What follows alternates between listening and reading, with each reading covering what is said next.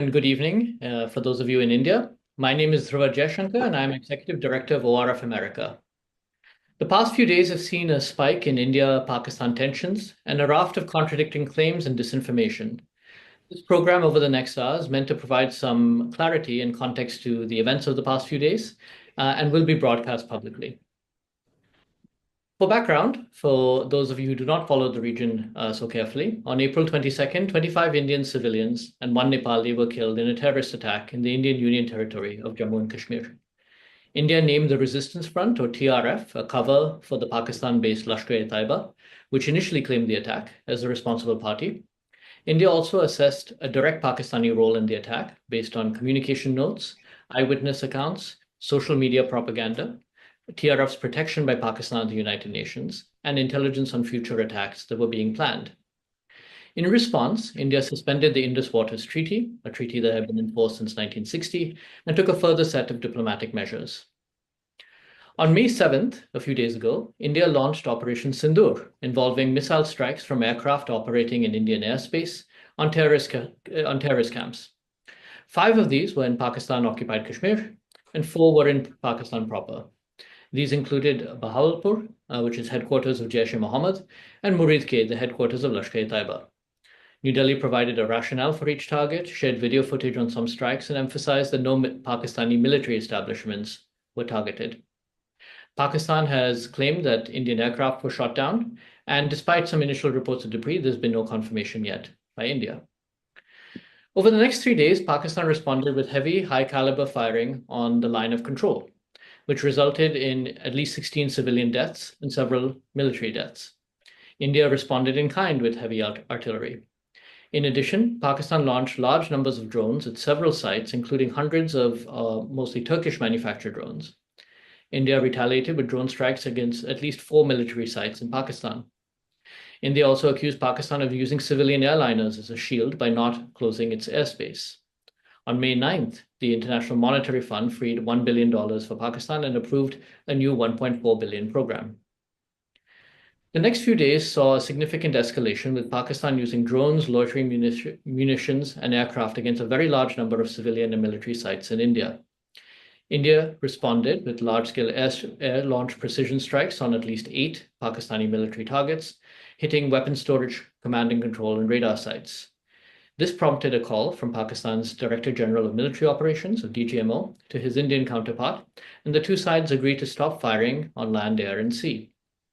While both sides had been in touch with American, British, Saudi, Emirati, and EU officials, the US was quick to claim credit for this ceasefire. India, for its part, has not used the term and has insisted that Operation Sindoor is still underway, a point underscored by the Prime Minister Modi's recent remarks. Within hours, however, of this understanding, Pakistan appeared to violate this agreement with drones sighted in Srinagar, Punjab, and Rajasthan. To discuss and contextualize these developments, we have 3 excellent speakers with us. First, Lieutenant General Syed Hasnain, retired from the Indian Army. He's a former commander who served for many years in Jammu and Kashmir. Second, we have Dr. Aparna Pande, who is the director of the Initiative on the Future of India and South Asia at the Hudson Institute in Washington, D.C. She's the author of several books, including Explaining Pakistan's Foreign Policy, which was also the subject of her doctoral dissertation. And third, we have Ashok Malik, who is partner at the Asia Group and was previously policy advisor and additional secretary in India's Ministry of External Affairs. First, Aparna, could you please provide us a little bit of background on terrorism as a factor in recent years in India-Pakistan relations? Good afternoon and good morning, I think, for Mr. Malik, way out where he is. I would like to start by thanking Dhruv and ORF America for inviting me to speak here. Wonderful to be on a panel with the General and Ashok. 9/11 may have brought threats of terrorism and nuclear proliferation front and center globally, but in South Asia, it actually simply reinforced concerns India has had for decades. Pakistan's use of unconventional warfare or militias and terror groups for political ends, which dates back to the partition and independence of both countries. Terror attacks inside India date back to 1989, when after the end of the anti-Soviet Afghan jihad, many of the Mujahideen who remained in the region, instead of returning to their countries, turned their focus to India and Kashmir.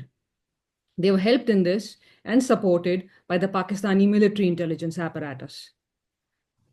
Since 1998, sort of what has happened is actually what you can call unconventional warfare under a nuclear umbrella, once the two countries turned nuclear. So for the last 26 years, we witness a cycle on repeat. A terror attack, followed by escalation in tensions, saber rattling. This results in the global community applying pressure on both countries to back down. Prior to 2015, this would result in a high-profile meeting of the leaders and a talk of resuming discussions. However, while that hasn't happened for the last 10 years, this temporary quiet only lasts till the next terror attack, and then the cycle is repeated once again.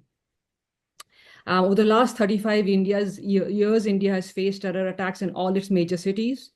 It also has faced sort of terror attacks which have gained public attention, like the 1992 Mumbai terror attacks, 2001 attack on the Indian Parliament, 2008 Mumbai terror attack, the 2016 Uri and Pathankot, 2019 Pulwama, and then 2025 Pahalgam. Indian security establishment is confident that almost all these attacks can be traced back either to Pakistan-based groups or groups aligned with them in Pakistan and very often inside India as well. Most international observers agree that at periodic intervals, Pakistani leaders, civilian and military, have acknowledged support for these terror proxies against India and even against Afghanistan. The rationale for that is that since independence in 1947, Pakistan's foreign and security policy has been driven by this desire to check what Pakistan sees as hegemonic India. Unable to maintain parity with India on the conventional military front, asymmetrical warfare or terrorism is viewed as the only option or a cost-friendly option and a potent alternative against a much larger neighbor. The Kashmir conflict is viewed as the unfinished business. And the reason I cite it is that 6 days before the Pahalgam terror attacks, Pakistan's army chief in a public speech referred to the conflict between India and Pakistan as between Hindus and Muslims. He cited the two-nation theory, and he expressed support for Kashmir. So for the last 7 decades, Pakistan has nurtured a hardline, what you can call Kashmir Bazor Shamshir, or Kashmir by the sword lobby, that portrays India as an existential threat. And this is a view supported by the military, but also by other actors inside Pakistani society. Historically, India's response used to be sporadic engagement. But for the last and between 47 and 2015, I believe, Indian and Pakistani leaders met 45 times. But since 2015, that has changed. India's original hope used to be that comprehensive dialogue would build a mechanism to resolve issues, but the rise in terrorism has made it very difficult for any Indian government to consider a dialogue unless action is taken on terrorism. I'll stop there. Look forward to the conversation. Thank you. To General Saab, please, as somebody who's served for many times and for many years in Jammu and Kashmir, maybe talk through what actually happened at Pahalgam, how significant it was, and what it means for Jammu and Kashmir. Thank you, Dhruva. Thank you, first of all, for inviting me for this very, very high-profile seminar, may I say. And it's a pleasure. Good afternoon, good morning to everyone. I'll start from 2015, perhaps. That may be a good context to start with. Prime Minister Modi made serious efforts to try and reach out, ending up even with his dash to Lahore to speak to then Prime Minister Nawaz Sharif. But somehow, everything seemed to have been spurned by Pakistan at that time. And you had the return terrorist attack which took place in Pathankot. That was followed up by the Uri attack in 2016, immediately followed up by the surgical strikes, the first response from India's side to a particular terrorist act sponsored by Pakistan. Those were small strikes comparatively in 5 places. Thereafter came 2019, when you had high-profile action at Pulwama, in which 40 policemen of the CRPF were killed in a IED attack. The response immediately was 10, 12 days later, the Indian Air Force struck Balakot. And that was in Khyber Pakhtunkhwa, outside the Pakistan-occupied Kashmir territory, and a large number of terrorists were killed in that.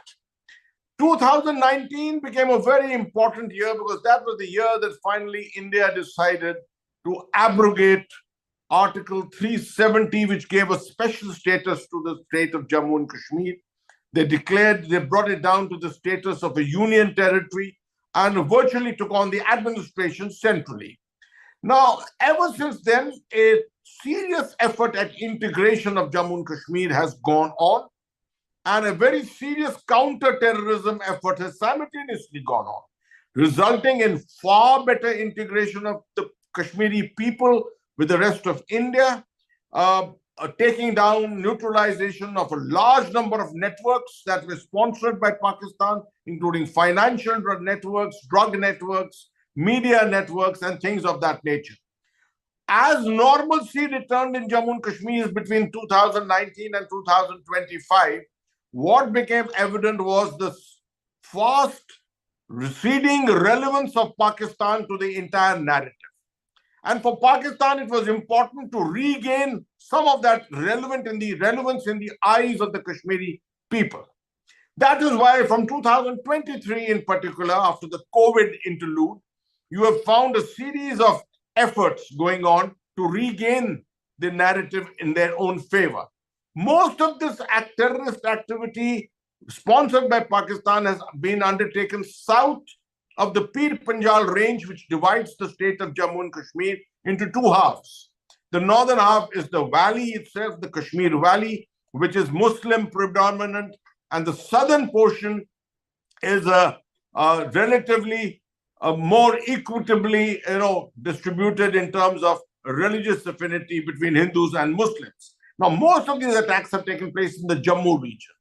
Against the run of play, what happened on the 22nd of April was, against the run of play, a high-profile terror act taking place in a place called Pahalgam, which is very close to the Pir Panjal range, on the junction of the Pir Panjal and the Kishtwar range. This was a follow-up to the terrible speech given by General Asim Munir, recalling the entire concept of the two-nation theory, etc., which led us to believe and link this particular speech with this dastardly attack, which was claimed by an organization called the Resistance Front, which is essentially an euphemism for the Lashkar-e-Toiba.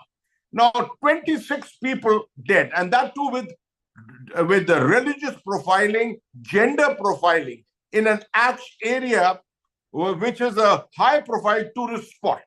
It's important for me to end this intervention by saying this has been a particularly very, very good tourist season in Jammu and Kashmir. 800,000 people have visited the Tulip Gardens in Srinagar. And if this kind of a narrative of an improving economy, tourist economy, etc., had continued, Pakistan's narrative, Pakistan's relevance would have fast receded. To regain that, a terrorist action of this kind has been carried out, to which obviously India could not have just sat on its haunches. It has responded and responded effectively. Thank you, General. And actually, that leads me to my next question to you. In terms of the response, and perhaps maybe starting with the response on May 7th, Operation Sindoor being launched, maybe give a sense of why India launched those operations and why those targets in particular. See, Dhruva, what has happened is that in the recent past, over the last 10, 12 years, ever since the government of Prime Minister Modi has come, the BJP government, it has been decided that we will respond to every major terror act, something which is Pakistan is attempting to convey a message to the people in Kashmir.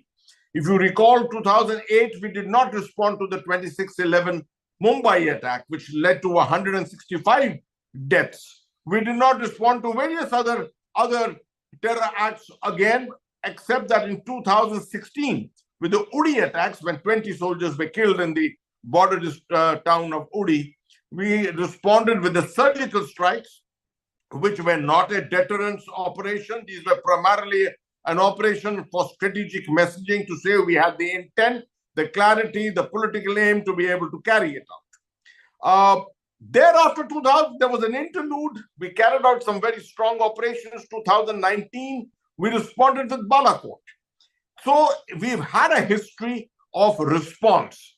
But this time, it was clear that response could not be restricted to this Jammu state or the areas of Pakistan-occupied Kashmir.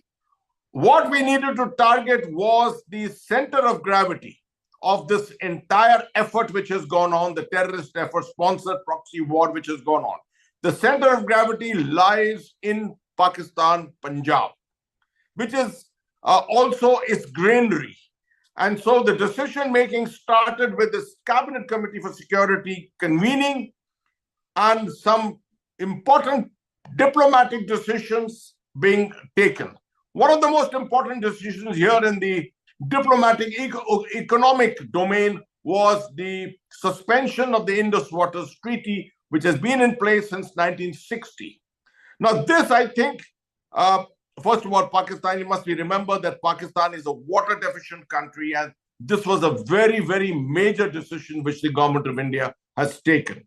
Thereafter, the government of India gave itself a 10, 12, 14-day interlude in which it carried out its confirmatory reconnaissance, intelligence gathering, etc., built up its deception plan, and finally launched the strikes. The strikes at 9 locations, 4 of them, as you have just explained, in Punjab. That's what has the major importance. Muridke, that's the headquarters of the Lashkar-e-Toiba. Bahawalpur, the headquarters of the Jaish-e-Mohammed, and places like Sialkot, which are known to have been the launch pads for the terror strike on Pathankot, for example, in 2016. This was a very important, strong message to be sent that India had the political will to strike where it mattered. And that was the primarily intention. The political aim, to my mind, the way I assess it, of course, no one knows the political aim upfront otherwise. The way I assess it was to assert a zero tolerance for terror and nuclear blackmail, because it must be remembered that all this was coming up under the overhang of the nuclear threat.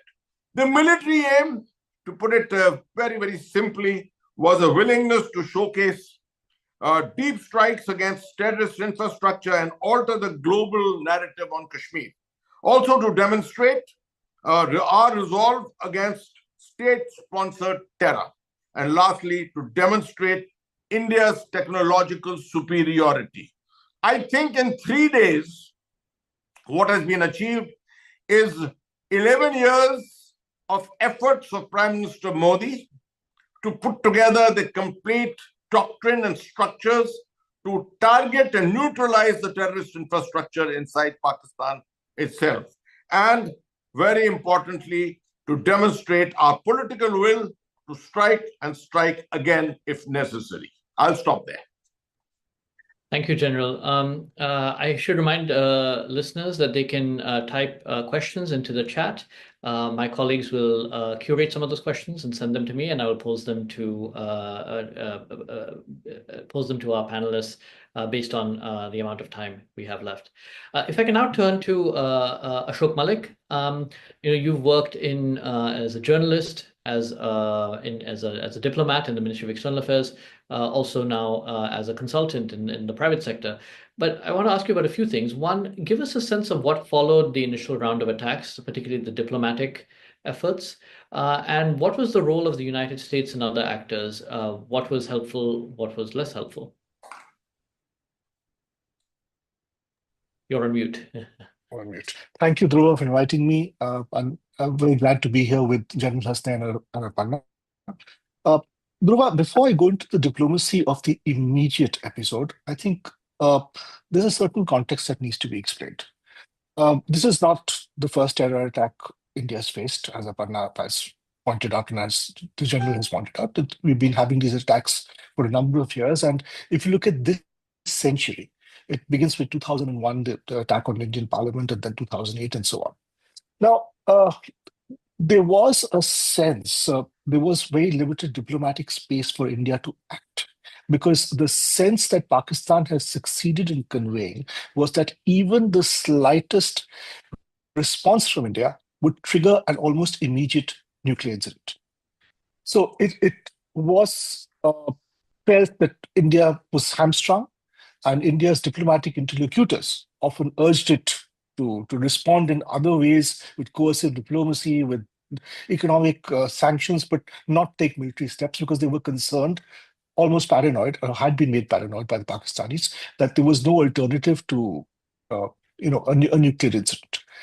Now, India's military planners, India's government, India's strategists have long believed that there is a vast spectrum between no action at all and a complete, total nuclear conflict. There's a vast spectrum which has not been explored sufficiently for many reasons, domestic reasons as well, but also because the diplomatic space was not there.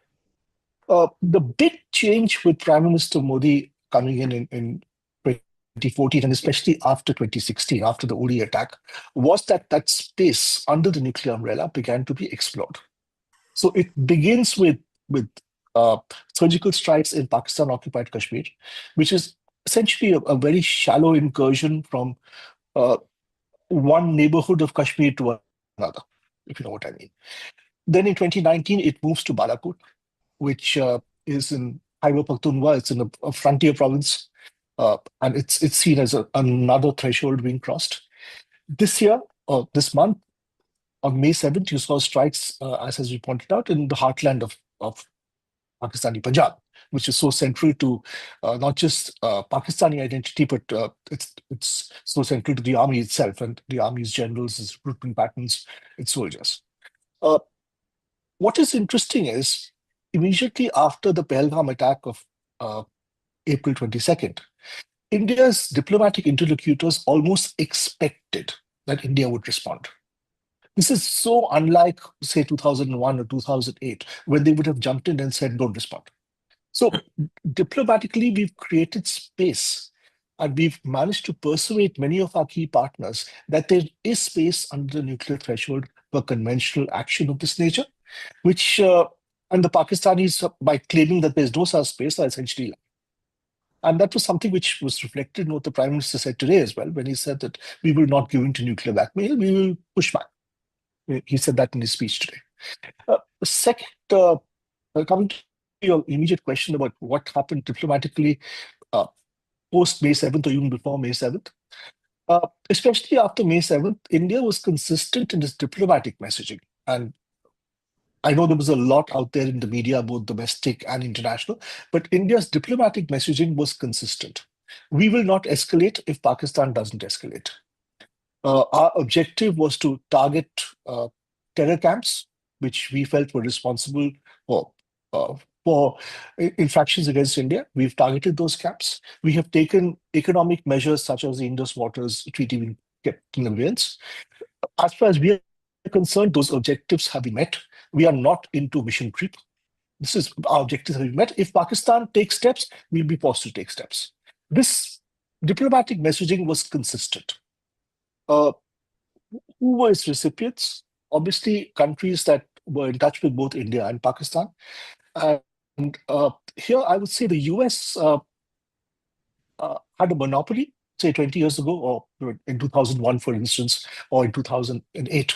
It had a near monopoly. Today, the US has to share space with other diplomatic partners that India has built relationships with. I would say primarily the UAE and the Saudis are new partners who were more active this time than they had been previously. All of them played a role. Yes, the President of the United States tweeted the news before anybody else. I guess there is a difference in US diplomatic posture in terms of the say-do ratio than it has been previously. People are quicker to say now. But the fact is, this diplomatic message that India would not escalate if Pakistan did not escalate was delivered to the Americans, was delivered to the Saudis, was delivered to the Emiratis, and anybody who wanted to listen. So the Pakistanis probably heard it from several different sources. And actually, I mean, just to take that to its conclusion, what do you say led to the outcome, the understanding between the DGMOs of the two countries? If you sort of clarify the fog, the information fog that any such conflict inevitably suffers from, information fog domestically, internationally, exaggeration by state actors, especially in Pakistan, complete exaggeration by media actors, both domestic and international. We've heard all sorts of things. But if you cut through all of the fog, it's fairly clear that India came out better. India targeted almost without a punitive response by the Pakistanis, because every Pakistani response was more or less thwarted. India targeted terror camps. And subsequently, when Pakistan escalated, India also targeted key military installations and air bases. Again, in not one province, but several provinces of Pakistan. And we've known Pakistan have admitted damage to at least one air base. There will probably be more air bases that have been affected. Pakistan's ability to escalate in a conventional war was seriously constrained after this, especially in terms of using its air force. Now, did Pakistan threaten something else? Your guess is as good as mine. Two more questions for you, and then one last, Aparna, before we turn to Q&A. One is, there's been a fair amount of criticism, both in India, more questions, and outside of India, that while Pakistan and Pakistan's leaders were flooding the airwaves, were just talking to the press, both international and domestic. The Prime Minister spoke many times. In India's case, there was usually a single daily briefing done by the Foreign Secretary and military officers. And then it was only in the last 24 hours we've seen the Indian military do a more thorough briefing. And then, of course, the Prime Minister's speech today. Do you think there was a challenge in communicating India's point of view as the crisis was unfolding? To Ashok. Well, a couple of things here. One, while the crisis was unfolding, it was frustrating to see the Pakistani point of view get more play on many international channels than the Indian point of view. And certainly, I think there was a dissonance between our diplomatic messaging, which was consistent, and what was being heard domestically and what was being heard on international channels as well. There was a dissonance, and that there is a learning there. Things can always be done better. Having said that, when you're in the midst of such a conflict, you can't go out there and give out details such as were given out after the conflict got over by the Indian military leadership. And I am a little surprised at how credible the credibility with which Pakistani claims were taken by serious international observers, academics, people on social media coming up with all sorts of claims, and serious people, not just random names, or even international channels. So do you expect me to believe that in a 25-minute operation, the Pakistanis shot down 5 jets? That's impossible. But yet you had international television channels and news agencies making that claim. There was this whole story about an Indian Indian plane being shot down, an Indian pilot being captured. There was a lot out there which was crazy. There was also a lot on Indian news channels which was crazy. I mean, one night we were told Karachi had been attacked and all of that. But I don't think the media, whether domestic or international, covered itself with glory at this. One final quick question to you. In your current guise as as a consultant, as somebody who works with multinational corporations, what have been questions that, say, for example, investors and businesses that do a lot of business in India and are interested in doing more? What are the kinds of questions or concerns that they've had over the past few days? And will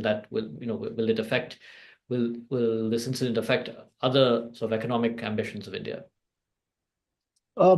the one question we kept getting was, would it be a limited response, or was India looking at something longer term or larger? And once they were told that our understanding was this was going to be a limited operation, people were fine with it. They expected some sort of a response by India, and they were happy, or well, satisfied that it was going to be kept at that and not go into mission creep, because they were looking at something which would meet a certain target, a certain given objective. In this case, it was destroying those camps.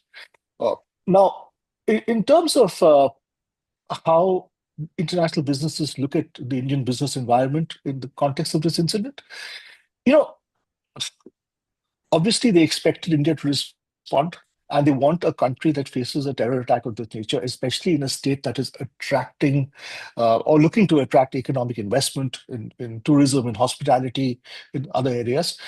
They want the Indian state to stand up for what has happened and to hit back. So they don't want the state that is a pushover. So in that sense, I think India's credibility went up with this attack. And India's sense of responsibility in not expanding this into an unending conflict, but saying we've met our limited objectives, we're moving back. That was also appreciated. Now, will this make a difference to foreign investment numbers or business confidence? I don't think that's really been affected by this.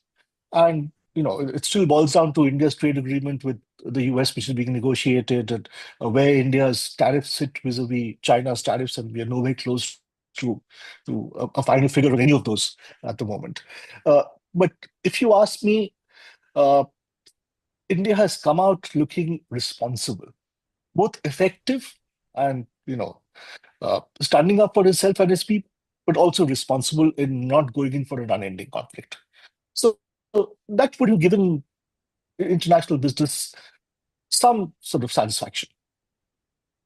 And one question to Aparna before we turn it over to a few questions from the audience.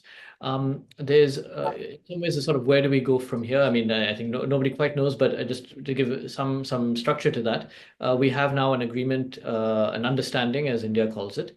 The US and several others have called it something more, a ceasefire, and I mean, more of it India has certainly downplayed, and the Prime Minister reiterated that Operation Sindoor is not over yet. As such. And yet we've seen a few cases since the announcement of that understanding of, for example, drones sighted in Punjab, in Rajasthan, in Srinagar, Pakistani drones. And even today, where do you see this, just in the near term, where do you see this understanding headed? Thanks, Dhruv. I mean, I think the ceasefire will hold, because if the Indian side sort of, did not want that, then that would have come out very clearly in either the statement made by the armed sort of, by the press conference by the military yesterday, or the Prime Minister today. So yes, there will be some violations. There'll be some shelling on the border. There'll be some, drones, because the sort of ceasefire is not like a tap. You just don't turn it off. Sort of between India and Pakistan on line of control, there's always something which goes, sort of, there will be back and forth before things calm down. And I would say it'll take some part of this week for things to calm down, unless, something big like a terror attack or something happens, and then all bets may be off once again. But I'd say it'll calm down in a few days, most likely by the end of this week or something like that. Though firing off and on the line of control, may still happen even after that. That doesn't mean that the ceasefire does not hold. I mean, technically, the February 2021, the 6th ceasefire between the two countries held for 4 years, despite everything that the general talked about. So I think it will hold. I mean, the sort of, what the next steps after this, I think right now, all the Indian side is confirmed is that the DGMOs would speak, and maybe they'll have another conversation. Whether that proceeds into national security advisors having a conversation and meeting up, we'll have to wait and see. And whether that then moves into something like a back channel, or a resumption of a back channel once again, as happened during General Muni's predecessor, General Bajwa's time. Whether that happens, again, I don't have a crystal ball, but it will all depend on both sides. Whether the Pakistani, whether the current army chief, that side, is interested in, sort of in a resumption of that kind, then sort of, then the Indian side would do it. Otherwise, they're not going to start something which the Pakistani side has no intention to abide with. Actually, if I can just quickly follow up on that, you mentioned just at the end the army chief, General Munir. What do you think his role is to play with this? I mean, there's been a lot. We've already discussed his speech that he gave, which many in India thought was very inflammatory. But where do you see the army going under him in the near future? I'd say, despite what the Indian television media said, there is no coup against General Asim Munir. He's more secure in his position today than he was before April 22nd. He has, for the last 3 years, he was facing personal attacks, and the army's prestige had suffered because of the attacks by former Prime Minister Imran Khan supporters. Most of that that has gone now, at least in the short term. He is seen as somebody who has defended Pakistan, managed to protect Pakistan, and managed to rally the military, but also the broader Pakistani public in favor of the Pakistani military and especially the Pakistani army. And remember, he had pressure from the Baloch insurgency, which continues. Also, the Tehreek-e-Taliban Pakistan, relations with Afghanistan, the terror attack on the train in Balochistan, Jafar Express. So all of those, he's managed to turn, at least in the short term, turn the narrative around in the military's favor and in his favor. General, so there's a few questions. I'm going to group them together in the interest of time. There are a few questions on related to India-Pakistan relations going forward, and I want to get your thoughts on that. One was on specifically what do you think is the way forward? What is needed for a resolution to the conflict going forward? And related to that, will India be forced into some kind of dialogue with Pakistan? One of the viewers asks. So. Thank you for those questions, Dhruva. Well, early to say yet. We have just on the third or the fourth day, the ceasefire. At this stage, obviously, there's a lot of jingoism, both sides of the line of control and the international border. No one is going to give way at this time. Everyone will hold his cards very, very close to the chest at this particular time. We've just come out of a crisis kind of a situation.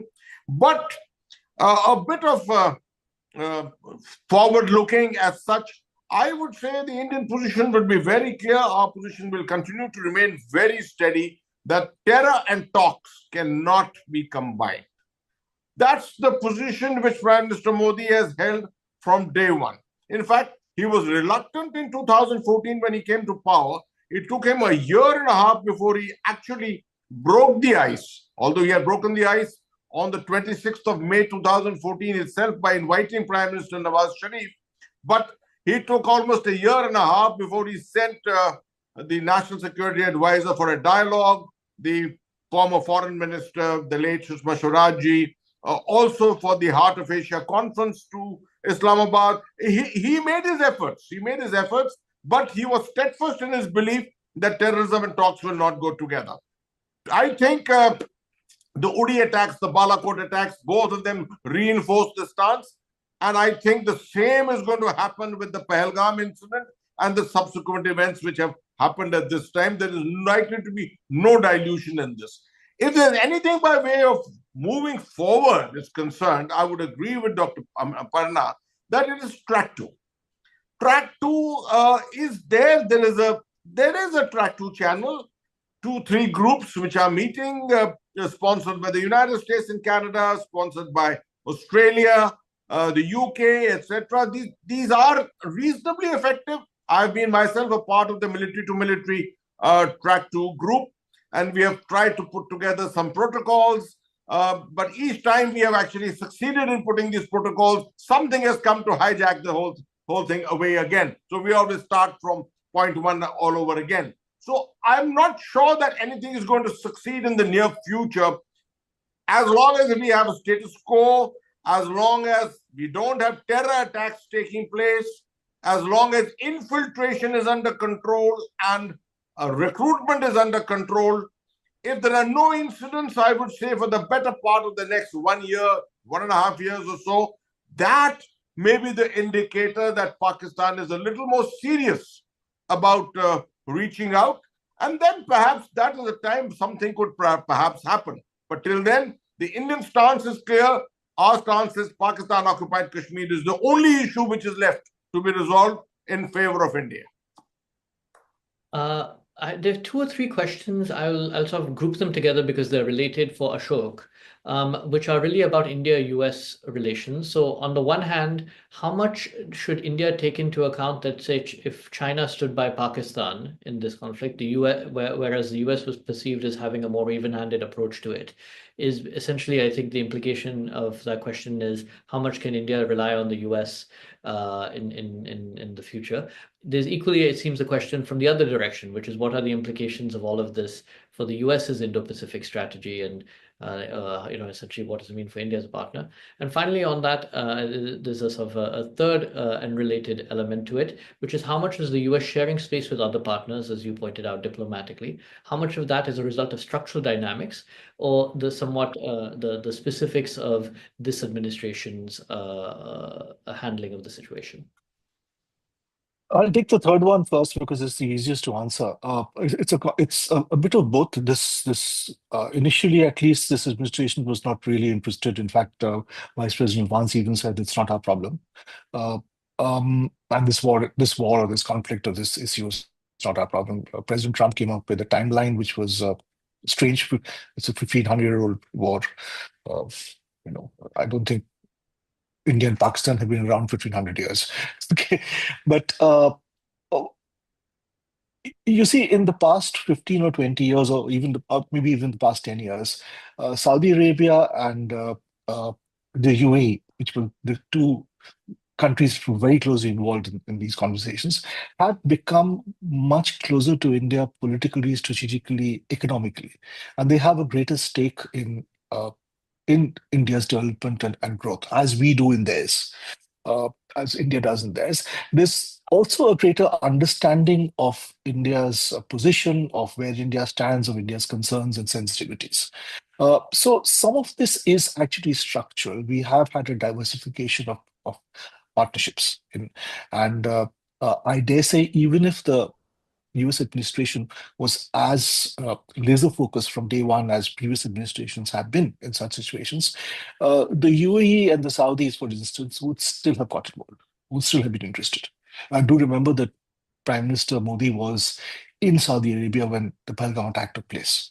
So there's no way the Saudis could have just ignored it and would have wanted to ignore it. In terms of where does India stand vis-a-vis China and the US, the US's Indo-Pacific strategy, quite honestly, as an Indian, India has to look at its immediate security goals and immediate security concerns. Its neighborhood, both to its east, which is proving to be a bit problematic, and to its west, and of course to its north. These are challenges India will have to face and to find solutions to, irrespective of who stands by India when. And if you have a diversification or diversity of partners, you will always find somebody or the other standing by you at some point. I would say that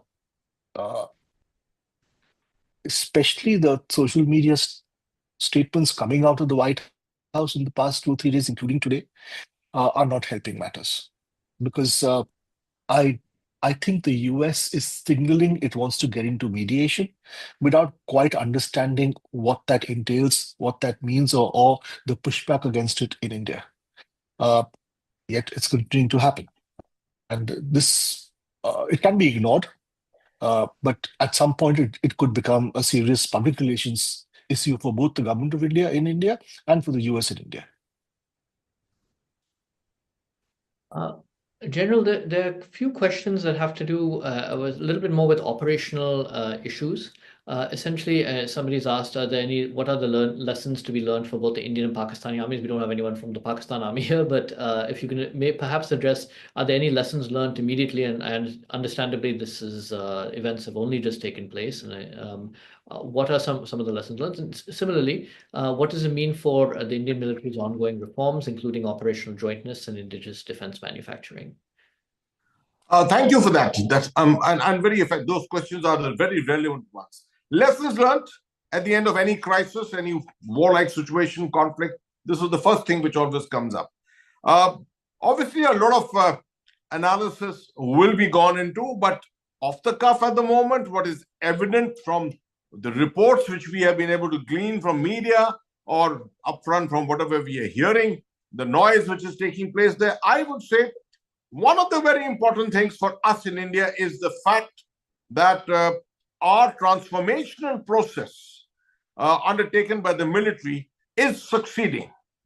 And this is the coming of age of a lot of things in terms of technology, because if you really see the demonstration of technology here, without crossing the border, no single man has crossed the border. We've been able to achieve our objectives. This you couldn't have imagined 10 years ago or 15 years ago at all. That was, at that time, the only response that India knew was to mobilize the army. And you remember 2001, 2002, what happened? We were in a state of mobilization for the better part of 18 months or more. Lost 1,000 men almost in mine lifting operations thereafter. So this has been a huge takeaway from that. The fact that Prime Minister Modi's introduction of Atmanirbharta, self-reliance, has succeeded. I mean, the first signs of the major success are already showing up here. The DRDO, some of its projects, very, very important things, and they seem to be delivering. What is clear about one thing is that our relationship with Russia, in military terms, our relationship with Russia continues to hold good. The S-400 has come into effect it's come to our rescue to a great extent. Lots of refurbishment of different air defense guns was done. The other aspect is the integration of the three services. I mean, you've seen an integrated air defense command, which has virtually taken, the front out here completely. And not a single element from Pakistan could actually penetrate into Indian airspace and not get shot down. Everything was taken down. There were no casualties without that. Of course, there was lots of shelling, etc., which took place on the line of control. That's a different thing completely. We know we've handled that before in the past. We'll continue to handle it in the same way as we have done it in the past. The Indian Air Force has done well, notwithstanding all kinds of reports and rumors about losing aircraft, etc. None of us know anything about that. But the fact that we have been able to do precision bombing of targets inside Punjab without crossing the international border, I think has been a big takeaway from here also. So technology is the major thing for us. And also the fact that Jammu and Kashmir, or the Jammu and Kashmir as such, I'm sure as we go along, we will be able to prove that none of this has affected the people of Jammu and Kashmir. The people of Jammu and Kashmir continue to remain in support of the integrated India, which is something which is very, very evident. You've seen the kind of candlelit marches which have taken place in Srinagar and other cities of Kashmir. None of this could have been possible 10, 12 years ago. So I'll stop at that. I think a final question, because we're running short on time, which I'll ask all three of you maybe as a sort of wrap up, one from a viewer. In a hyper-connected world, how can governments effectively counter misinformation and manage public perception, especially as intelligence and narrative control increasingly shape the outcomes of global hostilities? Perhaps we can start with you, Ashok, and then Aparna and General Hasnain after that. So Ashok, please. Look, it is a challenge, and frankly, even with the best of uh, ability and best of efforts, there will still be an information fog in a live conflict situation. Uh, you do remember the early days of the Ukraine-Russia conflict. There was a lot of misinformation from both sides coming out. There was a lot of genuine confusion. So some of this is unavoidable. Uh, in the context of the recent episode, the recent events, uh, talking from as an Indian, I would say that diplomatic messaging and domestic understanding of that nuance were traveling at different speeds, and uh, I don't think that was a conscious decision to mislead domestic public opinion or anything of that sort. I don't think sufficient effort was paid to that simply because people were too busy tackling uh, the larger diplomatic and military concerns, and that is a learning, especially in a hyper-connected world where you know uh, every concerned citizen uh, behind a screen of this nature or with a keyboard in front of him or her uh, is in a sense opinion and news shaper and disseminator. I don't know if that answer satisfies you. That's the best I can come up with. Aparna? I agree with Ashok. I'll just add the three things. One, governments are always limited in what they can and cannot do when we live in a world of, 24/7 television and social media of all kinds. So there will be limitations to what governments can do.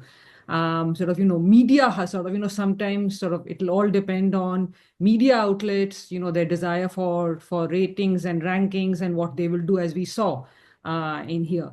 Third, I do think it will get worse as AI and technology grows, because there's a more of a likelihood that there will be more disinformation in coming days, months, and years ahead. Finally, I would say communications are important.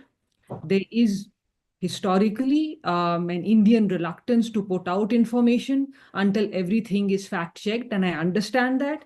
But if you don't put out information and you don't communicate, the other side's narrative then is visible everywhere. So you have to find a way. The Indian government has to find a way to balance the desire for only providing information once everything is fact checked 3 times versus allowing disinformation to run blatant across international media waves and social media. Thanks. Last word, General Hasnain. Yeah, just a very brief one. Firstly, I endorse every word which Dr. Aparna Pande has just said. I think very effectively. We are in the period of grey zone warfare. The Chinese concept of grey zone warfare is very much on us, and the whole world is affected by it. Having said that, in India, we need to evolve a communication strategy doctrine, a policy on strategic communication, if I may say, strategic communication.